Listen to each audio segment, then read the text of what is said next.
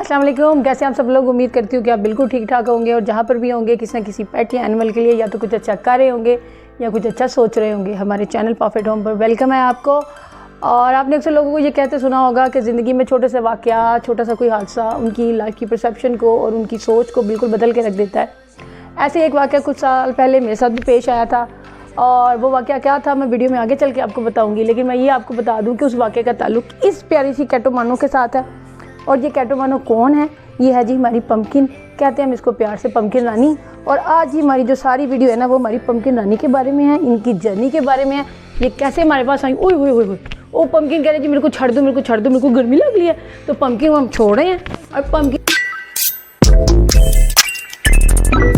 जो है इसको हमने नाम तो पम्पकिन का ही दिया था, छोटा सा कद्दू है ये हमारा, लेकिन इसको अक्सर लोग पम्पकिन रानी कहते हैं। क्यों कहते हैं ये भी मैं वजह आपको बता देती हूँ। इसकी वजह है जी पम्पकिन का नखरा, पम्पकिन की अदाएँ। ये एक छोटी मोटी सी जो हैं डीवा हैं, इनमें वो सारी अदाएँ जो किसी भी रानी में आपको नज़र आ सकती हैं। इनका बड़ा नखरा है, बड़ा स्टाइल है इनका, और नखरा भी इनका जो है ना वो पूरे का पूरा है। इसमें कोई वो कॉम्प्रोमाइज़ करने के लिए तैयार नहीं होती। सबसे बड़ा नखरा पम्पकिन साहबा का ये है कि उन्हें फ़्रेश खाना चाहिए। वो बासी खाना, फ्रिज का खाना, फ्रीज़र का खाना पसंद नहीं करती। तो उनके लिए स्पेशल रिक्वायरमेंट ये है कि खाना फ्रेश हो। खाने में से थोड़ी सी भी स्मेल आ रही है, थोड़ी सी भी बू आ रही है तो वो पम्पकिन ने कतई नहीं खाना। दूसरी पम्पकिन रिक्वायरमेंट ये है कि उसको फ्रेश और ताज़ा पानी चाहिए। वो फ्रेश पानी पीना पसंद करती हैं। गर्ली हमें उसके लिए वाटर चेंज करना पड़ता है, क्योंकि इसके अलावा अगर आप उसको कोई ऐसा पानी देंगे जो फ्रेश नहीं है तो वो पानी नहीं पीती। जितनी अदाएँ आपको किसी रानी में नज़र आती हैं ना, किसी डीवा में नज़र आती हैं, किसी हीरोइन में नज़र आती हैं, वो सारी अदाएँ आपको पम्पकिन में नज़र आती हैं। तस्वीर खिंचवाना, तस्वीर के लिए पोज लगाना, अदाएँ दिखाना, लाड़ियाँ दिखा के ट्रीटें मम्मा से निकलवाना, ये सारा कुछ पम्पकिन को बड़ी अच्छी तरह पता है। हमारी सबसे जो फोटोजेनिक कैट है ना वो भी हमारी पम्पकिन ही है। मतलब उसको बड़ा अच्छा पता होता है कि उसने लाइट को चीज़ों को कैच कैसे करना है। इसको रानी कहने की एक और वजह ये भी है कि ये हमारी अडॉप्टेड कैट में से हमारी सबसे पहली फ़ीमेल कैट थी जो कि हमारे पास आई थी, और जिसको हमने, जैसा कि मैंने आपको अपनी प्रीवियस वीडियो में भी गार्डन कैट्स वाली में बताया था कि हम लोगों ने इसको ना चाहते हुए भी ले लिया था, परचेज़ कर लिया था। आने के बाद जो चीज़ मैंने सबसे पहले पम्पकिन में नोट की वो ये थी कि ये बहुत ही सबमिसिव थी, बड़ी डोसाइल थी, ज़्यादा इंटरेक्ट नहीं करती थी और ज़्यादा गोद में पकड़ा जाना भी इसको पसंद नहीं था। आप इसको कडल नहीं कर सकते थे। इसके उलट जो हमारी पहली कैट थी सबसे पहले अडॉप्टेड शेरी, वो बहुत ज़्यादा कटली थी। तो जब हम इसको लेके आए तो हम बड़े परेशान, हमने कहा यार ये किस किस्म की बिल्ली है, ये तो गोद में नहीं आती। और अक्सर लोग आज भी इस बात को बड़ा अपनी कैट्स की एक नेगेटिव एस्पेक्ट में कंसिडर करते हैं कि जी बिल्ली गोद में नहीं आती। कुछ बिल्लियाँ जो होती हैं वो बाय नेचर इंडिपेंडेंट होती हैं। जब हमने पम्पकिन को रखा तो आहिस्ता आहिस्ता हमें ये अंदाज़ा हुआ कि एक बड़ी लविंग और बड़ी अफेक्शनेट कैट है, बहुत ही केयरिंग है, बहुत ही लविंग है, लेकिन ये गोद में आके बैठने वाली, लाडी कराने वाली या उस तरह की कैट नहीं है जो आपको हग कर लेगी, आपको चिमड़ जाएगी, जिसको आप बार बार प्यार करेंगे तो आपसे प्यार लेगी। ये ना प्यार लेती है ना ये प्यार लेने के लिए आपके पास आती है। ये इंतहाई इंडिपेंडेंट कैट है, इंतहाई जिसको कहना चाहिए ना ऑन हर ओन किस्म की कैट है। और मोस्टली कैट्स का बिहेवियर ऐसा ही होता है।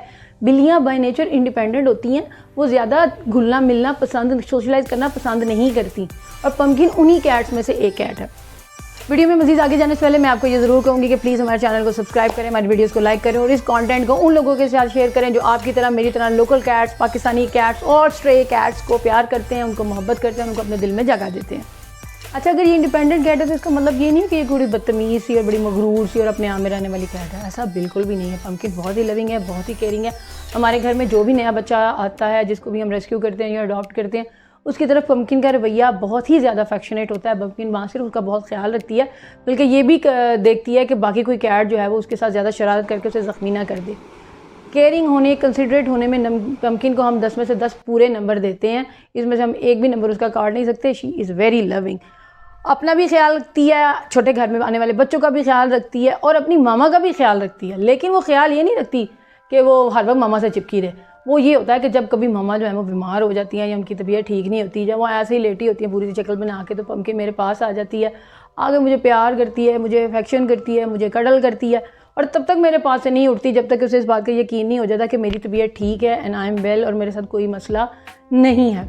अच्छा, वीडियो के शुरू में मैंने आपसे कहा था कि मैं आपको एक ऐसा वाक़या बताऊंगी जिसने कुछ साल पहले मेरी लाइफ को बिल्कुल ऑर्डर कर दिया और मेरे परसेप्शन को चेंज करके रख दिया। वो वाक़या तब पेश आया जब हम पम्पकिन और पीच को अडॉप्ट करके लेके आए।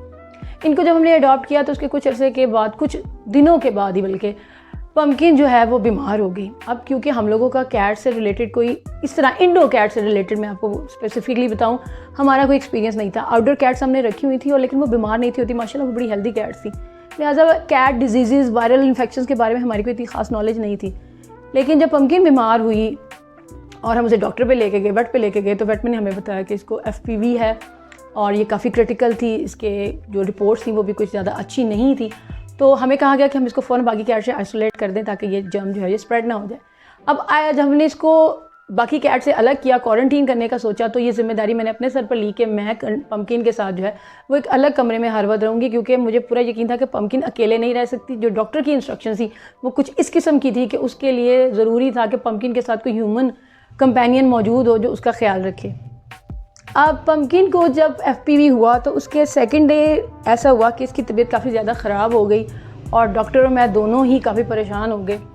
उस रात पम्पकिन ने तकरीबन रात 11 बजे से लेकर सुबह 5 बजे तक मुसलसल और नॉन स्टॉप मेरे साथ टाइम गुजारा, मेरे से बातें की, मेरे पेट के ऊपर अपने पंजों से छोटे छोटे से बिस्किट बनाए, जिनके बारे में उस वक्त मुझे नहीं पता था कि ये कैट्स बिस्किट्स क्यों बनाती हैं।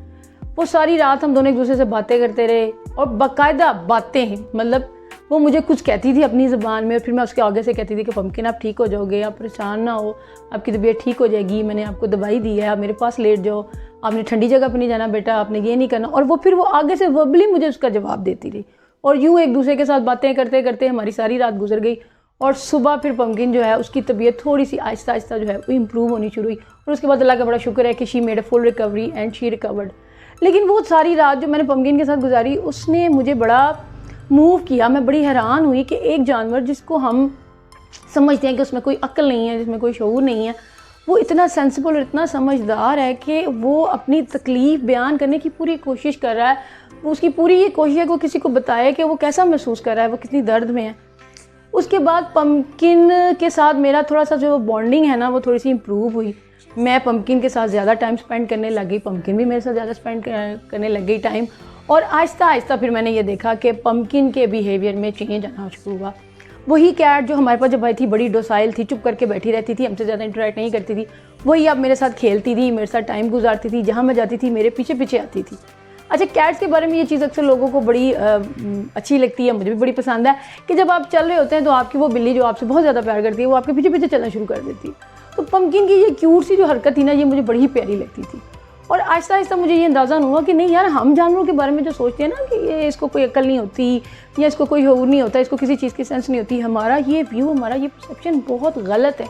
जानवर की भी इमोशनल सेंसिबिलिटी जो है वो इंसानों से किसी तौर पे कम नहीं है और कैट स्पेशली बहुत ज़्यादा ह्यूमंस के साथ इमोशनली क्लोज होती हैं। तो पम्पकिन का बिहेवियर फिर आहिस्ता आहिस्ता चेंज होना शुरू हुआ मेरे साथ, मेरी सिस्टर के साथ, मेरे घर वालों के साथ। और जैसे जैसे ये सोशलाइज होना शुरू हुई तो फिर हमारे घर में जो लोग आने लगे, हमारे जो मिलने मिलाने वाले भी थे, उनको भी पम्पकिन पे बड़ा प्यार आया, उन्होंने भी पम्पकिन को बड़ी अफेक्शन की और इस अफेक्शन ने भी पम्पकिन की पर्सनैलिटी को चेंज किया and she became a new cat.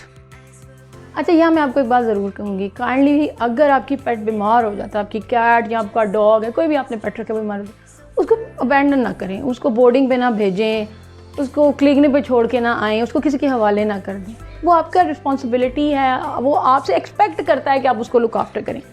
वो ये एक्सपेक्ट करता है कि आप उस वक्त में जब वो बहुत तकलीफ़ में उसका साथ देंगे, उसको लुक आफ्टर करेंगे। और ऐसे वक्त में उसको अबैंडन करना ये एथिकली और मॉरली और इमोशनली हर तरह से एक रॉन्ग डिसीजन होता है।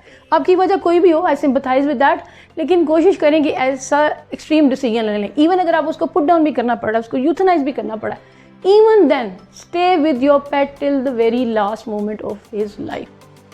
और ये चीज़ मैंने पम्पकिन के साथ अपने उस एक्सपीरियंस से सीखी कि जानवर की जो एक्सपेक्टेशन है ना वो उस वक्त बहुत हाई होती है।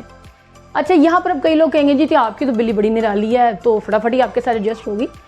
पम्पकिन फटाफट मेरे साथ एडजस्ट नहीं हुई, it was a gradual process, it took time. मेरे साथ उसका रवैया आहिस्ता आहिस्ता चेंज हुआ, लेकिन मेरे घर वालों की तरफ उसका रवैया चेंज होने में कम अज़ कम 1 साल लग गया। खासतौर पर मेरी जो सिस्टर है जो एक्चुअली पम्पकिन को लेके आई थी, जो एक्चुअली पम्पकिन को अडॉप्ट करना चाहती थी, उसको उसने 1.5 साल बाद एक्सेप्ट किया पम्पकिन ने as a member of her family.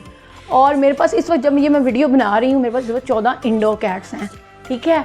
उन सब कैट्स में पम्पकिन वो मेरी वाहिद कैट है जिसको मैंने अडॉप्ट नहीं किया, उसने मुझे अडॉप्ट किया।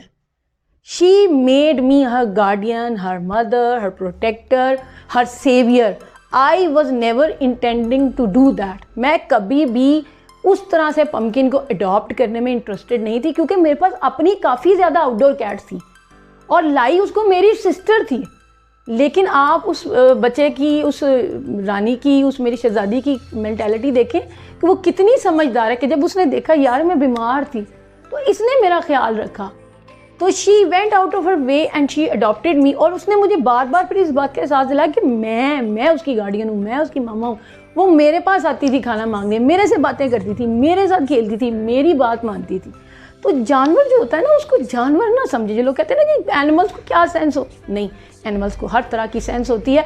और यकीन करें कि when you are adopting an animal, when you are saving an animal, you are actually not saving the animal. आप जानवर को नहीं बचा रहे होते, आप अपनी ज़ात के किसी हिस्से को खुद रेस्क्यू कर रहे होते हैं, आप अपने सोल को मेंड कर रहे होते हैं उस वक्त। वो जानवर जो आपको उस वक्त मोहब्बत और प्यार देता है, उसका कोई नेबुल बदल नहीं। मेरे पास जितनी भी कैट्स हों, चाहे मैं जितनी भी कैट्स रखूं, पम्पकिन का कोई नेमुल बदल नहीं है। Nobody is like that cat. उस बिल्ली जैसा कोई नहीं है। वो इतनी माशाल्लाह अक्लमंद और समझदार और प्यार करने वाली है कि शी इज़ सिंपली इररिप्लेसेबल। और हर पेट अपने पेट ओनर के लिए सिंपली इररिप्लेसेबल ही होना चाहिए। यही वो कमिटमेंट है जो आपको एक पेट रखते वक्त अपने साथ करनी चाहिए। आज की वीडियो मेरे लिए बड़ी स्पेशल थी, क्योंकि ये मेरे सबसे स्पेशल चाइल्ड के बारे में थी, मेरे बच्चे के बारे में थी, मेरी शहजादी, मेरी पम्पकिन रानी के बारे में थी। उम्मीद करती हूँ कि इस वीडियो को देखकर आपको भी पम्पकिन से उतना ही प्यार हो जाएगा जितना कि मुझे, मेरे घर वालों को है। मज़ीद इसी तरह की प्यारी प्यारी इंफॉर्मेटिव, इमोशनल और सेंटिमेंटल किस्म की वीडियो देखने के लिए हमारे चैनल के साथ जुड़े रहें। अगली वीडियो तक अल्लाह हाफिज़।